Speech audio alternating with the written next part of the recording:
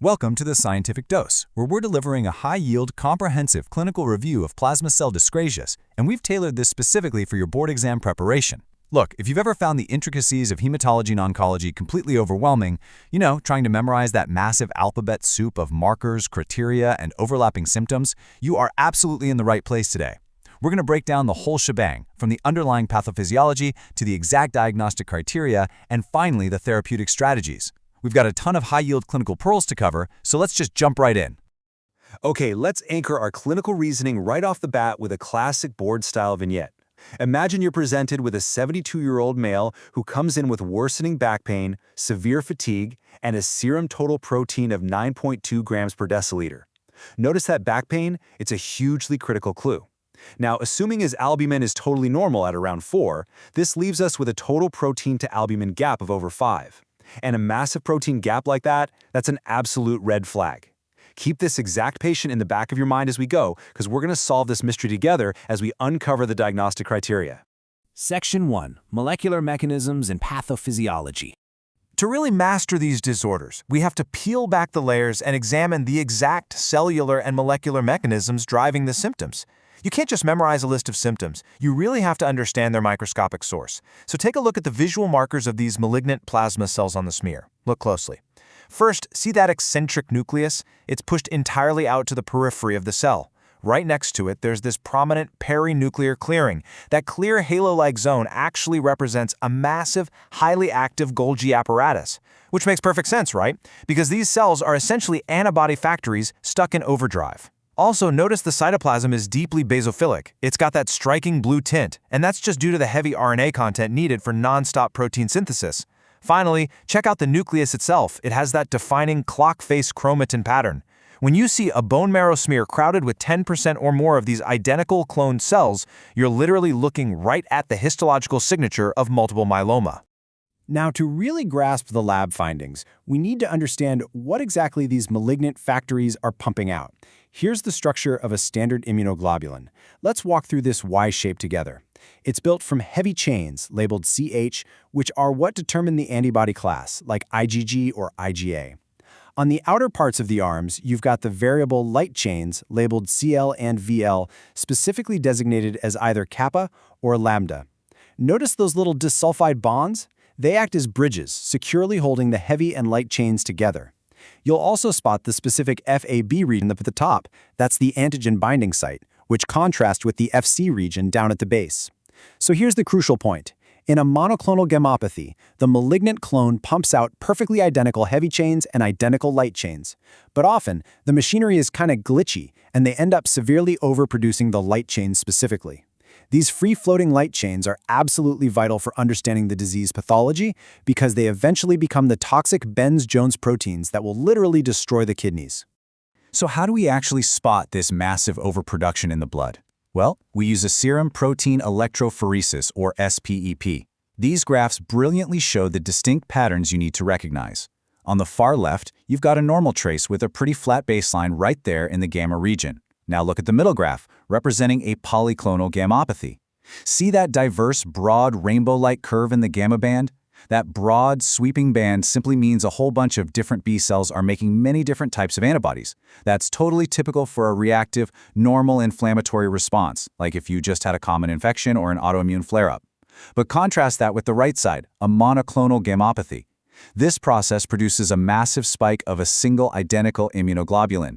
It shows up as the sharp, dagger-like M spike, completely piercing the gamma region, which is highly suggestive of a neoplastic process like multiple myeloma. Section 2. Crab criteria and complications. Let's map out the diagnostic journey by really emphasizing the complications that actively harm the patient. We'll start with the C and the B in the famous Crab criteria: hypercalcemia and bone lesions. Walk through this exact feedback loop with me. Myeloma cells in the marrow don't just sit there idle. They actively secrete tumor-derived osteoclast activating factors like macrophage inflammatory protein, MIP, and interleukin-3. They also push stromal cells to upregulate rankle. All of this basically supercharges the osteoclasts, which are your bone-chewing cells. But wait, that's only half the story. Look at the other side of the graphic. At the exact same time, they release specific osteoblast inhibitory factors. Notice the ones listed: DICKOF1, interleukin-7, and SFRP2. By releasing these, the myeloma completely shuts down the bone-building osteoblasts. The result of this brutal two-sided attack? Super rapid bone destruction. This shows up as punched-out lytic lesions on X-rays, severe bone pain, and pathological fractures. And as all that bone gets chewed up, massive amounts of calcium are dumped directly into the bloodstream, driving that incredibly dangerous hypercalcemia. Let's move over to the renal and marrow visuals to see how this builds into the R and A of CRAB, renal failure and anemia. Point your eyes to the magnifying glass hovering over the nephron. Renal failure happens because those excess free light chains we talked about earlier, they get filtered straight through the glomerulus. Once they get inside the proximal tubules, they are highly toxic. They precipitate and cause cast nephropathy, which leads to severe tubular necrosis. And ultimately, you'll see a rapidly rising creatinine and a dropping GFR. Meanwhile, the A, anemia, develops for a purely physical reason. The massive proliferation of malignant plasma cells physically crowds out the normal hemopoietic stem cells in the bone marrow. It deprives them of space, deprives them of nutrients, and completely prevents normal red blood cell production. The end result is a normocytic anemia. Now, if you look at a peripheral blood smear for that exact anemic patient, you might spot this classic, striking presentation. Direct your eyes to the arrows pointing to the red blood cells. Notice how they're stacked up tightly together, kind of like a roll of coins? This is called Rouleau's formation. Normally, red blood cells naturally repel each other because they have a negative electrical surface charge. But when the blood is just absolutely saturated with heavy, excess monoclonal M proteins from the myeloma, those massive proteins coat the red blood cells and neutralize their charge. That allows them to stick flat together. This physical coin stacking makes them incredibly heavy so they fall out of suspension really quickly, and that directly links this visual phenomenon to a very elevated erythrocyte sedimentation rate, or ESR, when you run their routine lab work. Section 3, Lab Markers and Early Diagnosis. Precision on the boards requires recognizing really specific lab markers. If a patient doesn't have CRAB symptoms yet, we can actually still definitively diagnose multiple myeloma using the SLIM biomarkers. These represent an incredibly high risk of imminent organ damage. Let's map this acronym to the icons.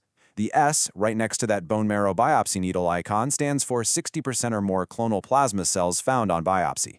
The Li, represented by the balancing scale, is for an abnormal free light chain ratio of over 100. An M next to the MRI machine stands for finding one or more focal lesions on a sensitive MRI scan. These crucial early warning SLIM markers are used right alongside our core diagnostics, the SPEP to find the M spike, the UPEP to detect those Bence-Jones proteins in the urine, and of course, the actual bone marrow biopsy itself. Section 4. Disease comparison. MGUS, multiple myeloma, and Waldenström's. The board examiners absolutely love to test your ability to differentiate these disorders, so let's make sure you can distinguish them perfectly by walking deliberately through this crucial comparison table, row by row. Starting on the left with monoclonal gammopathy of undetermined significance, or MGUS, this is the pre-malignant asymptomatic stage. Going down the MGUS column, you'll see less than 10% marrow plasma cells, an M spike of less than 3 grams per deciliter, and absolutely no CRAB criteria present. Now look at the middle multiple myeloma column, the malignant progression. Here we see greater than 10% plasma cells, a massive M spike, greater than 3, and positive CRAB criteria. Then on the far right, we have a different beast entirely, Waldenström's macroglobulinemia. Here, the marrow isn't just plasma cells, it's infiltrated by lymphoplasmacytic cells. Furthermore, the M spike isn't IgG or IgA, it's specifically driven by a massive IgM antibody. Crucially, as noted right at the bottom of the table, Waldenström's does not typically present with any of the CRAB criteria, especially it completely lacks those lytic bone lesions. So, if Waldenström's lacks CRAB criteria, how exactly does it present in the clinic? Well, the defining threat here is hyperviscosity syndrome. Look closely at the graphic depicting that massive snowflake structure and the sludgy lines. Because IgM is a massive pentamer, think of it as 5 individual antibodies joined together into one giant snowflake. Overproducing it drastically thickens the blood. The blood essentially turns into sludge, which is represented by those restricted pathways. This sluggish, thick flow severely impairs microvascular perfusion. Patients are going to present with blurred vision due to engorged sausage-link retinal veins, severe headaches, extreme dizziness, and mucosal bleeding, like epistaxis. Why the bleeding? Because these huge proteins physically coat the platelets and inhibit their ability to aggregate. Remember this rule of thumb, Waldenström's equals IgM and hyperviscosity, never punched out bone pain. Section 5. Therapeutic Goals in Management. Once we've got the precise diagnosis secured, our clinical focus naturally shifts to management. For a patient with symptomatic multiple myeloma who is actually eligible for aggressive treatment, we follow a really rigorous sequential therapeutic pathway. Let's walk through the specific steps shown in these boxes. Step 1. We start with induction therapy, typically the VRD regimen, to debulk the tumor. That includes targeted drugs like bortezomib, lenalidomide, and dexamethasone. Step 2. We move to conditioning with high-dose melphalan. This effectively wipes out the remaining infiltrated marrow. Step 3. This intense conditioning basically paves the way for an autologous stem cell rescue, returning the patient's own clean stem cells to rebuild their immune system from scratch. Finally, Step 4. We establish maintenance therapy, primarily using lenalidomide to keep the disease at bay and maintain that long-term remission for as long as humanly possible. But disease-modifying therapy is honestly never enough. Aggressive, supportive care is absolutely critical here. Let's map these interventions to the icons. Next to the bone and shield, to stop the relentless bone destruction and hypercalcemia in myeloma, we administer bisphosphonates like zoledronate to directly inhibit those overactive osteoclasts. Beside the leaky pipe, if a patient presents an acute crisis, say acute renal failure from light chain cast nephropathy or severe hyperviscosity from Waldenstrom's, we use rapid plasmapheresis to urgently filter those destructive, sludgy proteins right out of the blood. And finally, by the target hitting the cell, for managing Waldenstrom's specifically, targeted BTK inhibitors like ibrutinib are becoming the gold standard. They cleanly kill the malignant lymphoplasmacytic cells without wiping out the entire bone marrow. Let's bring it all back to our initial vignette and resolve this case. Remember, we had a 72-year-old with worsening back pain, severe fatigue, and an elevated total protein of 9.2, leaving a huge protein gap of over 5. Using our pathophysiologic diagnostic framework, the pieces just fall together perfectly. The back pain? That clearly points to lytic bone lesions, satisfying the B in CRAB. The severe fatigue? That's a classic presentation of anemia caused by bone marrow crowding, satisfying the A. And that massive protein gap? That definitively points to a towering monoclonal M spike on their electrophoresis. Taken all together, this combination of an M spike with positive CRAB criteria points definitively toward a diagnosis of symptomatic multiple myeloma. As we wrap up this comprehensive clinical review, I really want to emphasize that mastering plasma cell disorders isn't just about rote memorization of symptom lists. It requires true clinical precision. It's about tracing the physiological clues backward, from a seemingly simple protein gap or routine back pain, all the way down to the exact molecular clone in the bone marrow that's driving the disease. I challenge you to continually apply this deep pathophysiological reasoning to your practice, because the next time a patient walks into your clinic with generic fatigue and a slight protein gap, will you be the one to catch the malignant clone before the first bone lesions even appear? Thank you for joining this scientific dose. We'll see you next time.